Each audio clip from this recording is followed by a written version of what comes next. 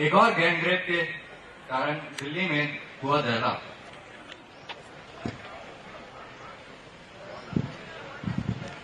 इस घटना पर बौखलाई लोगों ने कई प्रकार की प्रतिक्रियाएं जताई हैं। अब प्रश्न यह उठता है कि क्या हम बेहतर समाज बना पाएंगे? कुछ ऐसी ही पहलुओं से रूबरू करा रहे हैं हम आपको।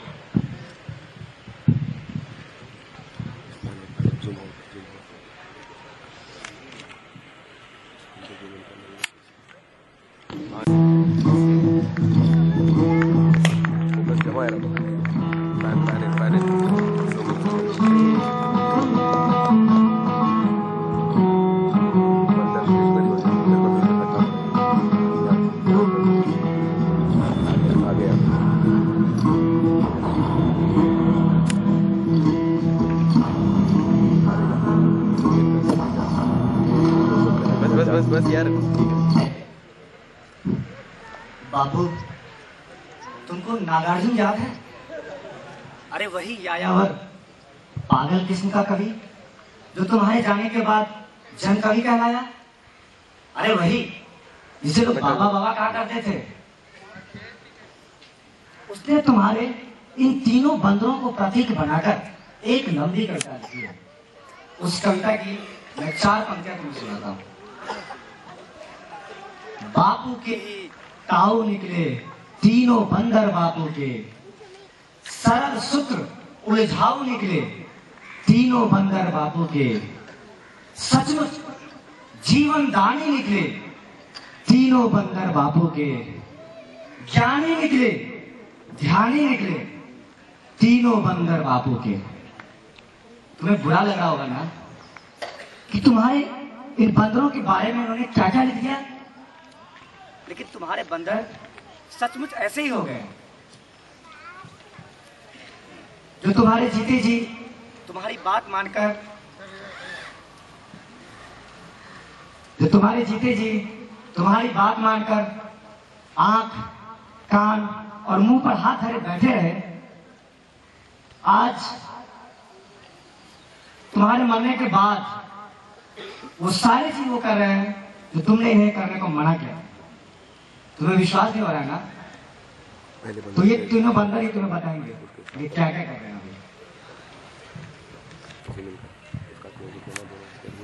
अभी। देखो ना, तुमने जिस बंदर को कहा था कि बुरा मत देखो, वह इन दिनों क्या क्या देख रहा है।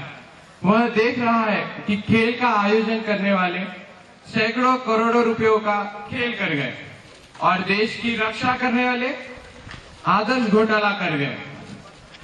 तुम तो दलितों की उत्थान की बातें करते रह गए, लेकिन वह बंदर देख रहा है कि एक दलित का इतना उत्थान हो गया कि उस पर 1,76,000 करोड़ रुपयों के घोटालों का आरोप लगा।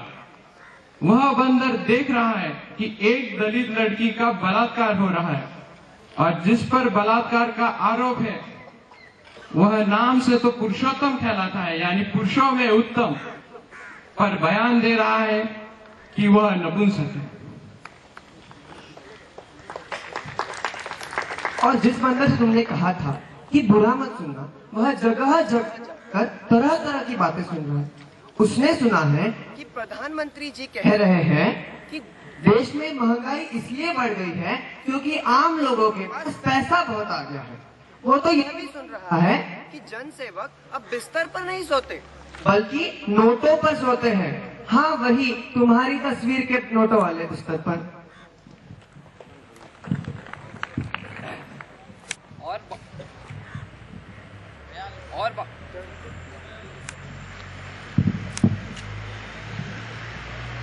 और बापू, तुम्हारा तीसरा बंदर जिसे तुमने कहा था बुरा मत कहना, वह खुद तो कुछ नहीं कहता लेकिन लोगों से ना जाने क्या क्या कहलवाता है। बापू, लेकिन ऐसा नहीं है कि सब कुछ बुरा है। तुम्हारे तीनों बंदरों की आत्मा अब भी अच्छी है और ये लोकतंत्र के चौथे स्तंभ में जाकर समा चुकी है। मीडिया या प्रेस नाम का यह स्तंभ ना बुरा कहता है, ना बुरा सुनता है और ना बुरा देखता है। वह तो सिर्फ अच्छी अच्छी बातें लिखता है, वो भी सिर्फ पैसे लेकर। बापू, नागार्जुन की कविता तुम पूरी पढ़ लो तो यह भी पढ़ोगे, बापू को ही बना रहे हैं तीनों बंदर बापू के। बापू, बात तो दुख की है, लेकिन तुम चिंता मत करो, 30 जनवरी आने वाली है, तुम्हारी पुण्यतिथि। पूरा देश राजघाट पर जाकर बारी बारी तुमसे माफी मांगेगा। तुम ही देखना, टीवी पर लाइव आएगा।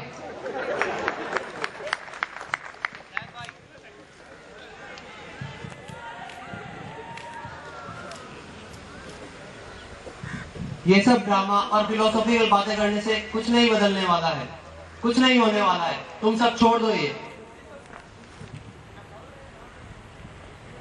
सचमुच आज हमारे इंस्टीट्यूट को 5 साल होने वाले हैं, लेकिन हमने उस गरीब बूढ़ी माँ के लिए क्या किया जो अपने बच्चों को खाना बनाकर खिलाने के लिए एक माचिस खरीदती है जिसमें टैक्स इंक्लूड आता है, और उस टैक्स को गवर्नमेंट हमारे पढ़ाई के लिए खर्च करती है।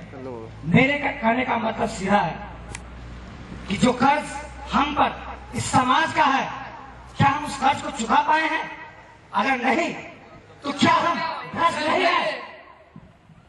हम अपने जब कॉलेज से आते हैं या घर चले जाते हैं, तो हम जब कॉलेज में जाते हैं या घर चले जाते हैं तो अपने रूम की लाइट और फैन को बंद करना भूल जाते हैं। क्या ये हमारी जिम्मेदारी नहीं है? यदि हाँ, तो क्या हम भ्रष्ट नहीं है? हमारे बाथरूम के नल दिन भर खुले रहते हैं। हमारे बाथरूम के नल दिन भर खुले रहते हैं, क्या इन्हें बंद करना हमारी जिम्मेदारी नहीं? यदि हाँ, तो क्या हम भ्रष्ट नहीं है? अगर हम हमारा समय घर के कामों में बिताए तो क्या ये हमारे कर्तव्य के प्रति उदासीनता नहीं? यदि हाँ, तो क्या हम भ्रष्ट नहीं है? दर्शकों, ये हमारे ड्रामा का अंत नहीं है, और ये तब तक अंत नहीं होगा जब तक हम खुद भ्रष्टाचार मुक्त नहीं हो जाते।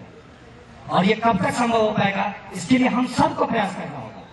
मैं तो सिर्फ आपसे ये निवेदन करता हूँ, इस IITH के बारे में जो समस्याएं हमने आपके सामने रखी है, अगर इस समस्या से ही सिर्फ हम निपट ले तो हमारा उद्देश्य सफल हो जाएगा। जय हिंद, जय भारत।